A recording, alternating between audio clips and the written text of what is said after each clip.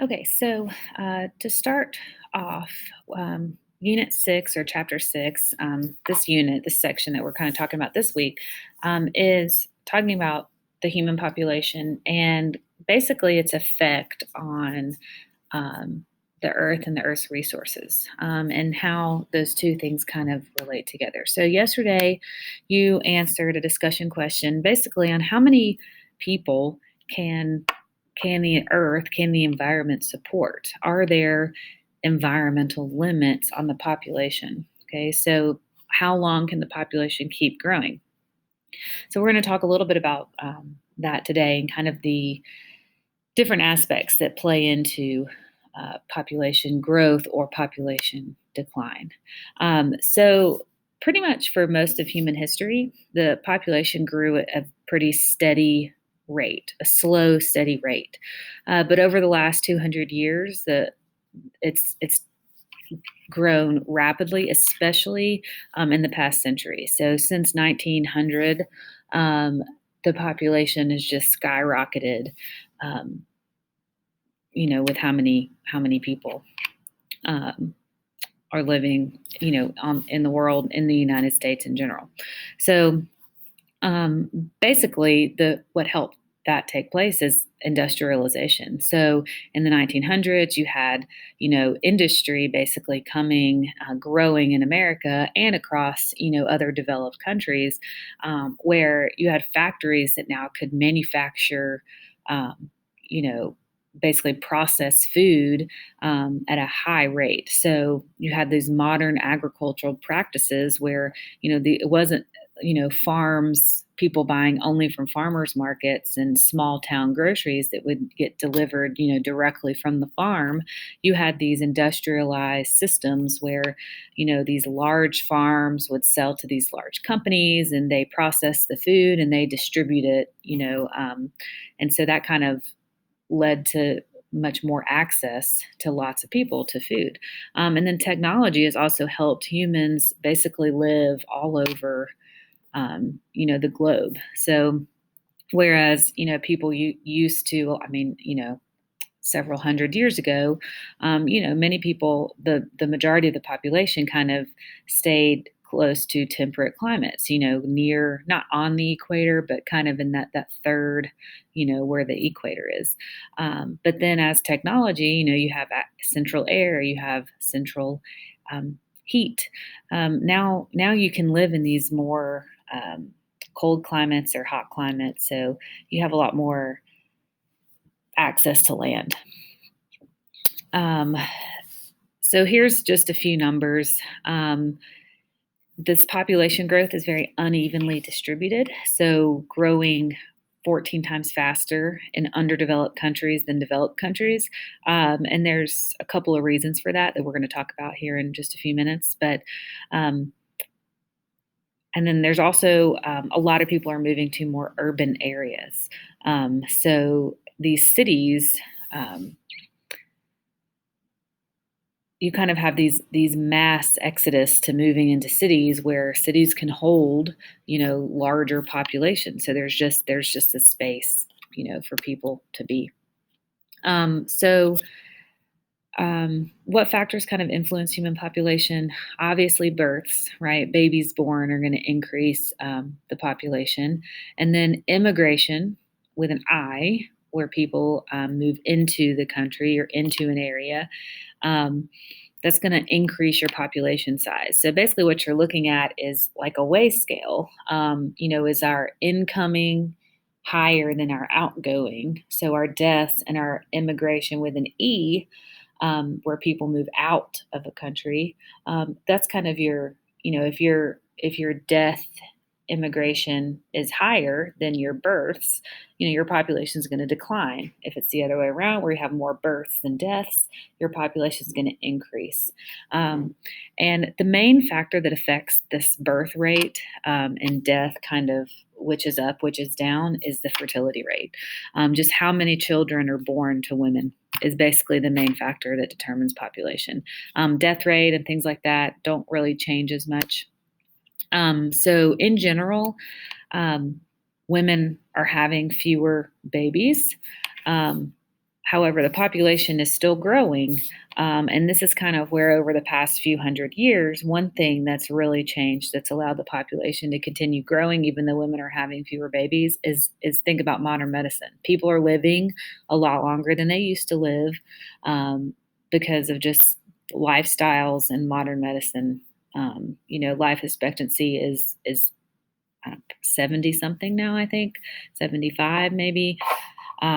So, compared to like 48 in like the, 1800s. So just in 200 years, your life expectancy is almost doubled. So that has a huge effect on population as well. Kind of, why are women having fewer children? That's kind of what this slide is talking about.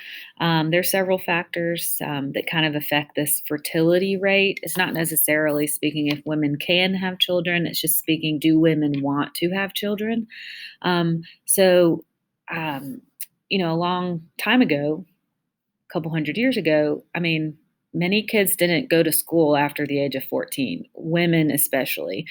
Boys might go to school till the age of 12 or 14 just to learn basic reading and math, and then they would go work. Women, they would be working, in the house or in some other type of home setting, um, you know,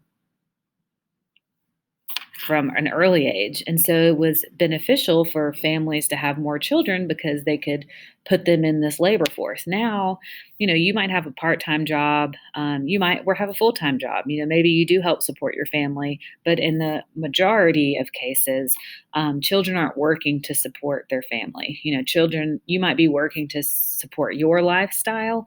I know that's what I did when I was 16. My parents didn't pay for me to do all the stuff that I wanted to do. So I had to have a job if I wanted to buy things, buy my gas for my car, buy clothes, buy certain things. I had to work for it. So, but in general, you're not working for food or for the family like they used to.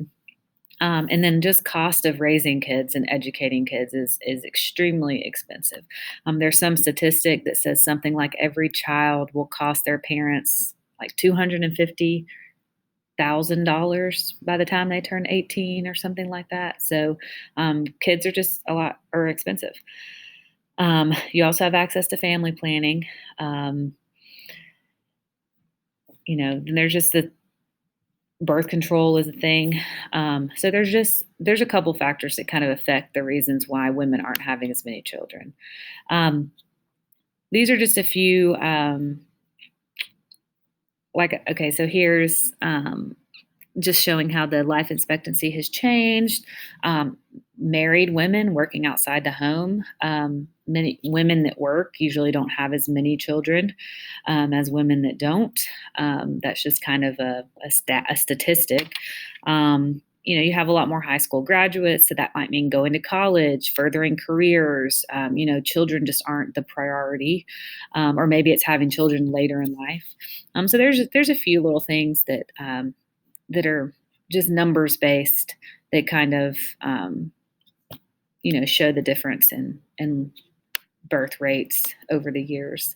And then, like we said, death rate has increased exponentially over the past 100 years, and lots of that is just because medicine, sanitation. You don't just catch a deadly disease down at the store anymore until coronavirus happened, and so people just can live a lot longer. And then immigration, people in, people out. Again, that can kind of have a little bit of an effect. But overall, your main factors are your birth and death rates that are affecting your population size. Part of looking at like when people are studying the rate of a population growth or decline, they can kind of plot how many people are in certain age categories, like young people, middle-aged, older-aged, women, men, and that can kind of help predict the future population. So I'll just show you like a picture. So here Um, we can see our red is like our young kids to age 14, yellow's kind of 15 to 45, and then blue is, older 45 and on. So if you look at less developed countries, if you think, you know, their their death rate is probably a lot lower than developed countries because if you think of access to medicine, access to clean area, sanitation, things like that, modern plumbing, they probably don't live as long, and so they don't have as many people alive that are older than 45 to 85. However, they are likely having a lot of kids because they might need those kids to help provide for the family, work, things like that. And then as you age, you can see how, you know, due to whatever circumstances in this underdeveloped country, less developed country, you probably have a higher death rate um, than a birth rate. So you have your population kind of dwindles out at an earlier age. In a more developed country, we can look all the way over here on the right. We can see that um, you probably have, we have a lot over here in this upper older areas, like 45 to 85, maybe not quite as many that are 85, but definitely a lot between 45 and 70. Just think of because of life expectancy. In the United States, you have access to, modern medicine.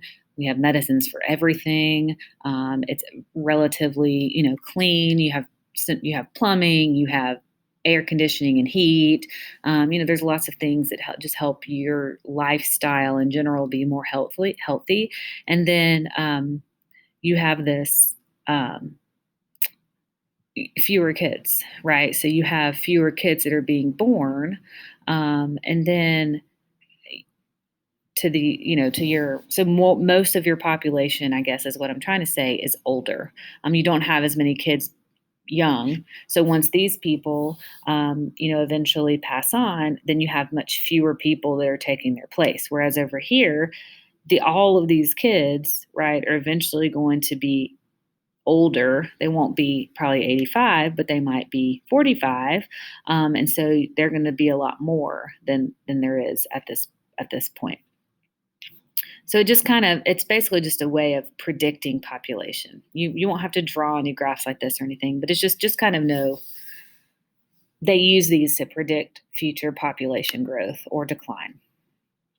So like what we said, when you have a lot of people age 65 or older, then that population growth can decline very quickly. For example, Japan, they have the highest percentage of people over 65. And so if you think in 20 years, when that large percentage of people, eventually die, then there's not going to be as many people to take their place. And so your population numbers just decreased a huge amount. And when that happens, you can also have a lot of economic problems. So you kind of have to find this middle ground. This is what you kind of have to find this middle ground of population control where your population is not increasing faster than your environment can handle, but your population is not declining so quickly that you have some of these problems like labor shortages. If you think, if you're not having enough people moving into the workforce, right, you're not going to have enough people to perform these important tasks that need done.